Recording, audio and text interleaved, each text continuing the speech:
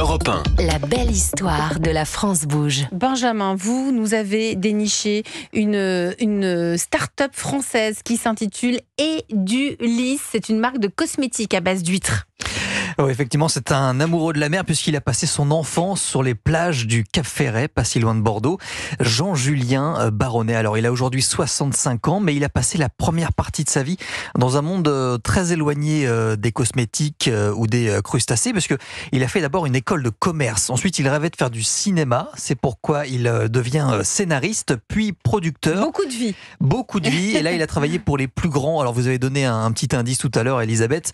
Il a travaillé auprès de Luc Besson. On a entendu Le Grand Bleu. Alors lui, il a plutôt travaillé pour les films Taken ou encore Arthur et les Minimoys, souvenez-vous. Il vivait à côté d'une autre tribu qui était très petite. On les appelait les Minimoys. Il est temps. Alors depuis 8 ans, il vit à Los Angeles aux États-Unis où il a créé son propre studio de production. Mais alors quel est le lien avec la cosmétique? Comment vient-il à la cosmétique? On a du mal à voir. Alors en fait, c'est lors d'un dîner au Cap Ferret avec des amis d'enfance. Et la femme de Philippe nous dit, mais vous devriez un jour essayer l'huître sur la peau. Parce que l'huître, c'est très protéinique. C'est une drôle d'idée, mais pourquoi pas?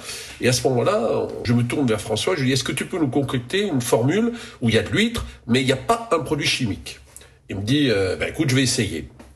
Il revient quelques semaines après, il dit, là, j'ai trouvé un truc avec de l'argile, des algues, de l'huître, et je l'ai testé sur la peau synthétique, c'est bizarre, il semblerait que ça régénère la peau.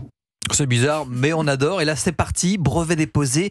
Il lance il y a 2 ans la marque Edulis, qui signifie huître en latin. Et donc, vous avez par exemple une crème donc à base de chair d'huître. Alors, ça ne sent pas le poisson, ni le crustacé, je vous rassure. Ça sent rien. Ça ne sent rien, ce sent la crème classique. La crème qui sort du labo. Voilà, donc tout est fabriqué sur la côte atlantique en partenariat avec son ami Philippe, un ostréiculteur du coin.